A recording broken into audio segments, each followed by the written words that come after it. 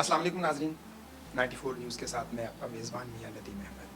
आज हमारे साथ मेहमान शख्सियत फैसलाबाद के बड़े मजे हुए डॉक्टर, बहुत सारे अस्पतालों में आपने खिदमत सर अंजाम दी और जहाँ भी गए आपने उस अस्पताल की तरक्की के लिए बहुत सारा काम किया। आप अलाइड अस्पताल फैसलाबाद में भी रहे, आप झंग में भी एमएस रहे, चिल्ड्रन अस्पताल में भी एमएस रहे और चिल्ड्रन अस्पताल को मॉडल अस्पताल बनाया। आजकल राबिया ट्रस्ट अस्पताल में अपनी खिदमत बतौर एमएस सर अंजाम दे रहे हैं।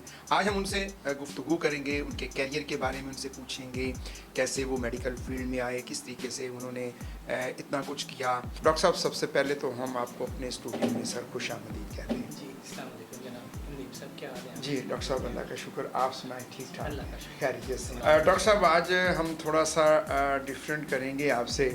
हम आपके बचपन से लेके और आपके प्रोफेशनल लाइफ तक, फिर प्रोफेशनल लाइफ से लेके कामयाब एमएस बनने तक अपने बचपन का बताइएगा। कहाँ आपकी रिहाइश थी, कहाँ पैदा हुए और कहाँ से आपने मैट्रिक किया, फिर मेडिकल में कैसे आए? मेरे साहब ऐसे है कि मैं बेसिकली तो हम गांव के रहने वाले हैं जी। मेरा एक गांव है चक नंबर 72 आर्मी बामनी वाला, सही। तहसील जड़ा वाला में कुरड़िया वाला के साथ है जी। 3 किलोमीटर के फासले पे।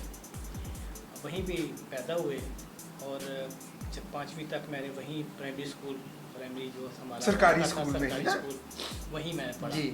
फिर मेरे वाला साहब क्योंकि जॉब में थे, he was district accounts officer. जी। उस वक्त तो अकाउंट्स ऑफिसर्स नहीं थे जब हम पढ़े, तो लेकिन ये कि वो उस वक्त सुपरडेंट थे लाहौर में एजी ऑफिस में। जी। तो फिर हमें लाहौर शिफ्ट करना पड़ा, बयान के साथ हम चले गए क्योंकि उधर हमारी पढ़ाई। फिर मैंने जो अपना मिडल था वो हमने उधर से स्कूल लाहौर से ही किया। सुल्तानपुरा एक महल्ला था, वहाँ मुझे रहते थे, मुझे याद है अभी तक। सही। तो वहाँ से फिर मैंने 8वीं के बाद फिर हम चले गए बयान, फिर अकाउंट्स ऑफिस खुल गए डिस्ट्रिक्ट्स में। सही। तो फिर वाला साहब का ट्रांसफ़र रहीमियार खान में हो गया, पहला ट्रांसफ़र। तो हम उनके साथ रहीमियार खान में चले गए। रहीमियार खान क्योंकि मेरा थोड़ा हमारी ज़मीनें भी उधर हैं, सही। हम उधर, मेरे आधी फैमिली हमारी उधर रहती है। वो एक किस्म का ना, वो हमारा आधा घर पंजाब में है तो आधा घर वो रियासत सही जो रहीमियार खान में उधर है। तो वहाँ चले गए। फिर वहाँ पायलट सेकेंडरी स्कूल है रहीमियार खान, वहाँ से मैंने मैट्रिक किया। सही। मैट्रिक करने के बाद फिर हम, क्योंकि वालिद साहब का ट्रांसफ़र हर 2-3 साल के बाद हो जाता क्योंकि पूरे पंजाब में ही हुआ उनका। फिर हम इधर आ गए, फैसलाबाद में आ गए, गवर्नमेंट कॉलेज लाहौर में, फैसलाबाद में मैंने दाखिला लिया। वहाँ से फिर उनका ट्रांसफ़र ना थोड़ी देर के बाद ही उधर हो गया सरगोदा में। फिर हम सरगोदा में बाकी पूरी पढ़ाई की। एग्ज़ाम जब देने की बारी आई तो फिर उनका ट्रांसफ़र जंग हो चुका था। अच्छा। तो फिर हम जंग चले गए। सही। ये एफएससी का एग्ज़ाम फिर मैंने पढ़ा, मैं सरगोदा में हूँ। एग्ज़ाम मैंने फिर जंग जाके तो वहाँ पास किया। 81 में फिर हमारा medical college, Punjab medical college में मेरा दाखिला हुआ। अच्छा, ये आपका शौक था या वालिदैन का शौक था कि आप डॉक्टर बने? जी, मैं तो सही बताऊँ ना, तो मेरा अपना शौक था ना, वो आर्ट्स था। मैं मजमून नवीसी में बड़ी बहुत ही अच्छे तरीके से करता था। बल्कि मेरे सरगोदा के टीचर अब्दुल्ला था, उनको भी मैं बुनियाद नकवी साहब, वो स्पेशली जब मैं मजमून लिखता था तो वो वाक़ता नहीं वो क्लास को दिखाते थे कि ये देखो, ये ज़रा इसको पढ़ो। जी जी। मुझे अभी तक याद है कि एफएससी में हमारा जो मजमून आया था ना, वो था क्या अमन आलम के लिए जंग ज़रूरी है। तो उस पर मैंने 44 पेजेस का सब मजमून लिखा। अच्छा। उसमें मैंने वो नेपोलियन के दिए थे हवाले, फिर जर्मनी के हिटलर के दिए थे, फिर उर्दू में नंबर किसी का मेरे 156 मार्क्स थे। सही। उस वक्त, जो हालांकि उर्दू में नंबर बहुत कम। जी जी। एफएससी कर ली, 675 मेरे मार्क्स आए थे।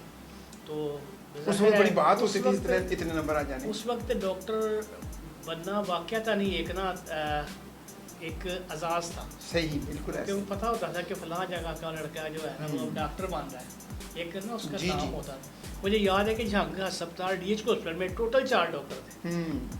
एक लेडी डॉक्टर थी और 4 डॉक्टर। उस वक्त तो ये होता था कि बड़ी बस टॉर होती थी, बड़ी सफ़ेद कोट की और स्टैथ आपने पकड़ी हुई है। लोग बड़ी इज्जत करते थे, चाहे शहर का चाहे देहात का है, इज्जत करते थे, बहुत इज्जत करते थे। इर्द गिर्द के गाँव में कोई डॉक्टर ही नहीं था, तो एक नाम बना हुआ था मेरी रफीक बुटर का बेटा डॉक्टर बन रहा है। तो उसके बाद फिर जब ग्रेजुएशन की 86 में मैंने पास आउट किया, 87 से फिर हमारा हाउस जॉब शुरू हो गया। तो मेडिकल की डिग्री आपने कहाँ से? पंजाब मेडिकल कॉलेज से, लेकिन ये पंजाब यूनिवर्सिटी से डिग्री आती थी हमारी। ठीक है। क्योंकि ये सारा एग्ज़ाम जो है ना पंजाब यूनिवर्सिटी लेती थी। तो उसके बाद फिर मैंने ना अपना हाउस जॉब किया। हाउस जॉब 1 साल का हमारा था, वो मैंने आई में और उसमें चेस्ट में किया था, याद है। फिर हमारा ना एड हॉक अपॉइंटमेंट्स जो है ना गवर्नमेंट ने वो ओपन कर दी। जी जी। एड हॉक अपॉइंटमेंट ली तो मेरी अपॉइंटमेंट हुई 50 जनूबी सरगोदा में। अच्छा। जी, वो सुबह जाके कागज़ जमा कराते थे, शाम को ऑर्डर मिल जाते थे। तो वहाँ पे आके फिर ज्वाइनिंग दी सरगोदा में, उधर काम किया।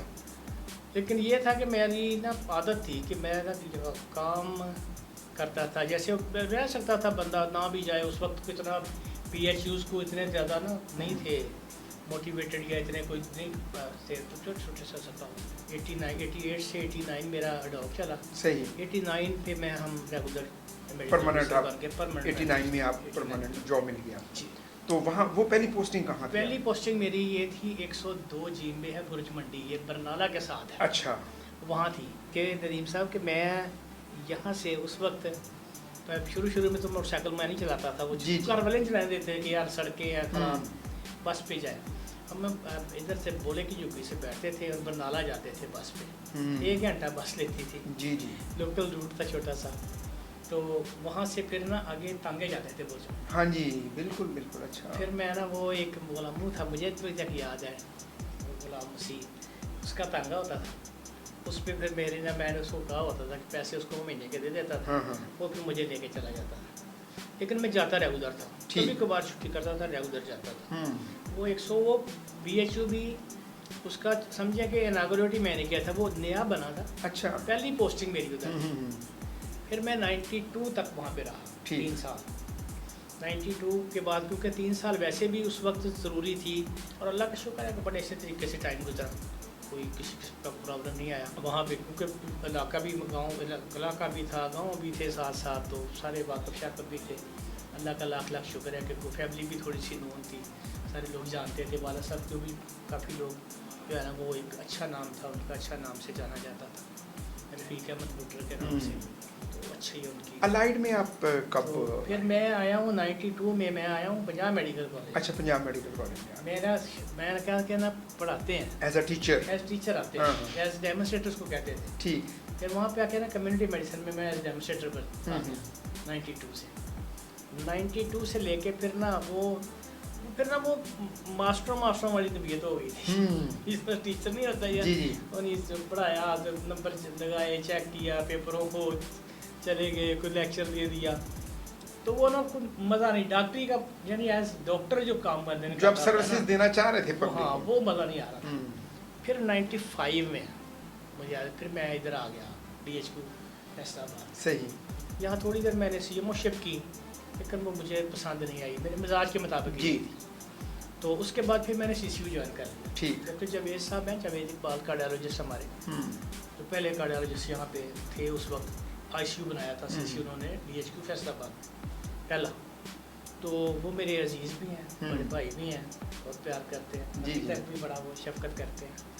फिर मैंने ना उनके साथ अटैच हो गया CCU में, फिर बड़ा काम किया CCU में। मैं था, डॉक्टर तालब थे, डॉक्टर यूसुफ, 4-5 डॉक्टर थे, और मुझे आप यकीन करें 36 घंटे हम ड्यूटी देते थे एज मेडिकल ऑफिसर। अच्छा। हाँ जी। और ये ना इतना पेशेंट आता था, इतना पेशेंट आता, एक आ रहा है जा रहा है। फिर वहाँ से ना फिर 98 में फिर मैं ना OPD में आ गया। अच्छा। DHQ की OPD सही। ट्रांसफर करवा के, तो काफ़ी कुछ सीख लिया था। जी जी। तो एज मेडिकल अफसर OPD एक होता था जो कि मेडिसिन के पेशेंट देखता था, जी। जनरल पेशेंट देखता था। फिर इधर मेरा कमरा नंबर 9 मेरा कमरा नंबर था, तो मैं इधर आ गया। वहाँ पे अल्लाह का लाख लाख शुक्र है, अभी भी आप पूछे तो जो मेरे पुराने उधर DHQ के मुलाजमीन हैं सारे, वो सारे मरीज़ मुझे दिखाते थे, जो मेरे अजीज़ों का रब यार दोस्त जितने भी थे मेरे जो अच्छे, सारे उधर आते थे मेरे पास। तो फिर मुझे ना डॉक्टर इम्तियाज़ अहमद साहब थे हमारे MS, उन्होंने मुझे ना DMS लगा दिया। मैंने रिक्वेस्ट भी की, मैंने कहा सर मैं तो DMS शिफ्ट मैंने क्या करनी है, तो लेकिन बंदा कुछ सोच रहा होता है तो फिर कुछ फैसले हो रहे होते हैं। सही। तो उस वक्त तो ज़ाहिर है मुझे मैं आपको कहूँ मुझे थोड़ा सा उन पर नाराज़गी भी हुई। मैंने कहा सर ये अपने ज़्यादा मुझे मैं एक अच्छा वाला पेशेंट देख रहा हूँ, डॉक्टर जो मेरा काम है, तो मैंने DMS में क्या करना है। लेकिन उन्होंने मुझे DMS OPD, DMS एमरजेंसी और DMS COD जी ये तीनों चार्ज मुझे दे दिए। सही। मैंने एक दो सुबह को भाई उस वक्त स्पीकर भी थे पंजाब अजीज़ हमारे साई साहब, उनसे सिफारिश भी करवाई। मैंने कहा कि तो वो कहते कि यार तू जो DMS बनाया तो तू ऐसे आपको तरक्की मिली है तो आप तरक्की को क्यों नहीं पसंद कर रहे हैं? अच्छा फिर मैंने कहा ठीक है जी मैं ये करता। फिर मैंने उसको ना मैनेजमेंट में फिर मैंने फिर टिका के काम जितना कर सकता, क्योंकि मैं काम से भी घबराता था। सबसे पहले आता था मैं हॉस्पिटल, सबसे लेट जाता था, ये मेरी रूटीन थी। जी जी।